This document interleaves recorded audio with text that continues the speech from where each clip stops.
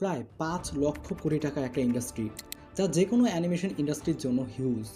বর্তমানে এটা বলিউড হলিউডের সাথে টেক্কা দিয়ে আগাচ্ছে, কিছু কিছু জায়গায় এক ধাপ এগিয়েও আছে। আমি যে ইন্ডাস্ট্রিটার কথা বলছি সেটা হচ্ছে দি অ্যানিমে ইন্ডাস্ট্রি। পুরো পৃথিবীতে বলতে গেলে প্রায় প্রতিটি দেশে অ্যানিমের আলাদাই একটা ফ্যান বেজ বা কমিউনিটি গড়ে উঠছে। তেমনিভাবে আমাদের দেশেও একটা অ্যানিমে কমিউনিটি আছে, বাংলাদেশ অ্যানিমে কমিউনিটি, শর্ট করে বললে বিডি অ্যানিমে কমিউনিটি। এটা অন্য ৪-৫টা অ্যানিমে কমিউনিটির মতো তেমন সাধারণ ফ্যান বেজ নিয়ে গড়ে ওঠে নাই। এই কমিউনিটিতে মোট ২ ধরনের ফ্যান বেজ আছে। একদল হচ্ছে তারা যারা ডিরেক্ট অ্যানিমে দেখে বা ডিরেক্ট অ্যানিমে দেখা ফ্যান বেজ, এবং আরেক দল অ্যানিমে এক্সপ্লেনেশন ভিডিও দেখা ফ্যান বেজ। এই ২ ধরনের ফ্যান বেজের মধ্যে সবসময় কিছু না কিছু নিয়ে দ্বন্দ্ব লেগেই থাকে, ঝামেলা লেগেই থাকে, যার থেকে একটা কথা আসে: অ্যানিমে এক্সপ্লেনেশন ভিডিও আমাদের কমিউনিটিকে ধ্বংস করে দিচ্ছে। এই কথাটা কিছু কিছু ক্ষেত্রে সত্যি, আবার কিছু কিছু ক্ষেত্রে মিথ্যাও। এটা বলাটা যতটা সোজা, আসলে কিন্তু বিষয়টা এতটাও সোজা না। আর এই বিষয়টাকেই একটু সহজ করে ব্যাখ্যা করার চেষ্টা করব আমাদের আজকের ভিডিওতে। কিন্তু ভিডিও শুরু করার আগে একটা কথা বলি, আসলে অ্যানিমে এক্সপ্লেনেশন ভিডিও দেখা কি ঠিক নাকি না, এই বিষয় নিয়ে এই চ্যানেলে একটা ভিডিও বানানো আছে। তোমরা এই ভিডিওর পরেই ওই ভিডিওটা চাইলে দেখতে পারো, লিঙ্ক ডিসক্রিপশনে দেওয়া আছে। আমার বিশ্বাস তোমরা অনেক কিছু জানতে পারবে এই ভিডিও থেকে। তো আর বেশি কথা না বাড়িয়ে শুরু করা যাক।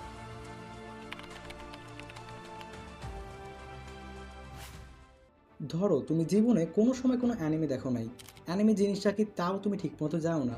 হঠাৎ একদিন ফেসবুকে তুমি একটা অ্যানিমে সিন দেখলা, হতে পারে সিনটা ইউটিউবের রামবেলিংয়ের সিন। এখন সিনটা তোমার কাছে এত ভালো লাগছে যে তুমি ঠিক করলা অ্যানিমেটা তুমি দেখবা। কিন্তু এই সিচুয়েশনে তুমি অ্যানিমের নামটা ছাড়া আর কিচ্ছুই জানো না। তুমি জানো না এটা কোথা থেকে কীভাবে দেখবা, কোন কোন ভাষায় অ্যানিমেটা অ্যাভেলেবেল আছে তা নিয়েও তোমার কোনো আইডিয়া নাই। এখন তোমার সামনে একটাই সহজ উপায় আসবে, ইউটিউবে সার্চ করা উইথ ইন বাংলা। আর আমি শিওর 99.99% ফ্যানরা এইটাই করে। আর এখান থেকে একজন অ্যানিমে ফ্যান এক্সপ্রেশন ভিডিও দেখা শুরু করে। এখন তুমি এক্সপ্রেশন ভিডিও দ্বারা এওটি শেষ করলা, অ্যানিমেটা জোস, তোমার কাছে অনেক ভালো লাগছে। এখন তুমি চাইবা এরকম টাইপের আরও অ্যানিমে দেখতে, এবং তুমি দেখবাও। কিন্তু তুমি যদি অ্যানিমে দেখার জন্য একেবারে এক্সপ্লেন ভিডিওর উপর ডিপেন্ড হয়ে যাও, এইটা ঠিক না। এইখানেই তুমি মেইন ভুলটা করতেছো। সবসময় মনে রাখবা, একটা অ্যানিমেকে যদি তুমি একটা বইয়ের সাথে তুলনা করো তাহলে এক্সপ্লেনেশন ভিডিও হবে তার সামারি। যদি অ্যানিমে কোনো একটা মুভি হয় তাহলে এক্সপ্লেনেশন ভিডিও হবে তার ট্রেলার, বা আরও ছোটো করে বলে টিজার। স্বাভাবিকভাবেই শুরুর দিকে একজন বাংলাদেশি নিউ অ্যানিমে ফ্যানের উচিত এক্সপ্লেনেশন ভিডিও দিয়েই শুরু করা, কারণ তার কাছে তখন কোনো সোর্স নাই। কিন্তু সে যখন আস্তে আস্তে ৪-৫টা অ্যানিমে দেখা ফেলবে, তার পাশাপাশি তার উচিত কীভাবে এক্সপ্লেনেশন অ্যানিমে বাদ দিয়ে রিয়েল অ্যানিমে দেখা শুরু করা যায় তার সোর্স খোঁজা। আমার বিশ্বাস এটা তোমার সবাই পারবা। আমি পার্সোনালি কোনো ওয়েবসাইট বা অ্যাপ সাজেস্ট করতেছি না, কিন্তু এটা ভাইবা দেখো যে ইউটিউব থেকে তুমি এক্সপ্লেন ভিডিও দেখতে পারো, সেই ইউটিউবে সার্চ করলে কীভাবে রিয়েল অ্যানিমে যে কোনো অফিসিয়াল ডাবে দেখা যাবে তার সোর্সও তোমার পাওয়া যাবে। আর এটা যদি তুমি তোমার ফার্স্ট অ্যানিমে দেখার আগে বা দেখার সময় করতে পারো তাহলে অনেক ভালো।